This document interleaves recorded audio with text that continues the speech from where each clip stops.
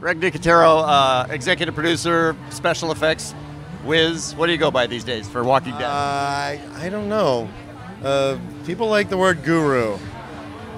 I don't know how, I never quite figured out how it applied, but they seem to go with it. We'll go with guru. I like that. Okay. Walking Dead, when it first came out, was really kind of more gross than TV we were used to watching. Sure. And then you see it the first season, and then you see it the second season. Now we're going to season 5. Do you have to up kind of the gross quotient?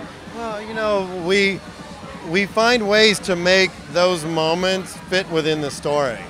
It's not, you know, a lot of people just assume, oh, it's a zombie show, so you're adding gore just for the sake of gore. Right.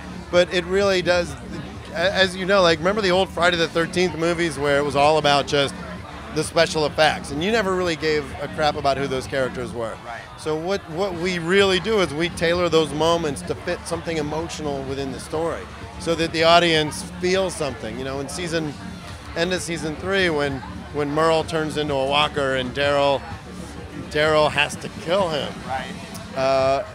You know, I mean, Norman, and I directed that episode, and Norman was like weeping during that moment. And I had people call me after the episode aired, and they're like, how do you get people to cry during a zombie show? And I said, because it's the emotion. It's not about, oh my God, look, he's a cool zombie. It's about the sense of loss that he felt, that he never really got to reconcile the relationship with his brother.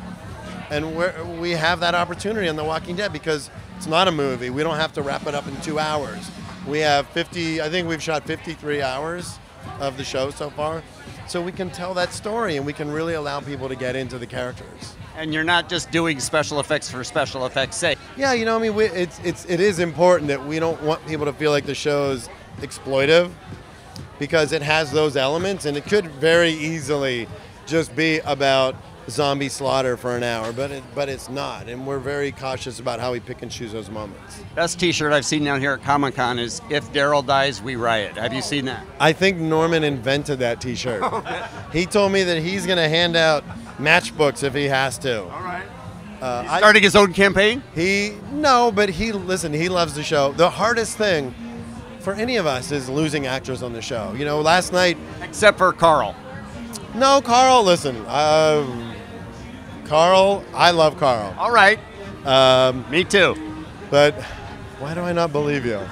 Last night we were all staying at the hotel, and Sarah Callies, who played Lori, and John Bernthal, who played Shane, were there. So we all had dinner, and it's interesting because the people die off the show, but they're not really dead. But it's really emotional because you spend 2, 3, 4 years with these people. And then you find out they're dying, like Scott Wilson with Herschel last year. It was like we really killed him. Well, saw the trailer for season 5. It looks awesome. It looks like an all-out bloodbath at Terminus. It's pretty insane. You know, I directed the premiere, and you know, I got the chance to pick up right where we left off in last season, and it's really the first time that we don't have an 8-month period between seasons where we have to sort of catch the audience up. What they've been doing for the last... Now it's like they've been in a train car. For 8 months? No, for like probably about 10 hours would be my guess. And this is my 8th episode. It was the hardest episode I've ever done. Why? Just the scope of it, you know, it's big. And it's got those emotions. You know, you go from a big action zombie set piece to this great emotional moment between 2 characters. And you have to make sure that you hit every single one of them with the same intensity, because otherwise it gets out of balance. So it was hard. Well, I got to 9-day episode. I got to tell you, as a huge fan of The Walking Dead, and most of our audience as well, you're a special effects guy. And you're focusing on the story, and you're using the special effects as an added bonus, and that's what makes the show so fantastic. Well, thank you. I mean, that was the first thing that you learn when you do special effects. And I remember working for George Romero, and in the 80s, movies became all about the special effects. So they all were parodies of Freddy Krueger and the Halloween movies and stuff. They became more about the kills than about the actual characters. So it ended up becoming, you know, like one-liner.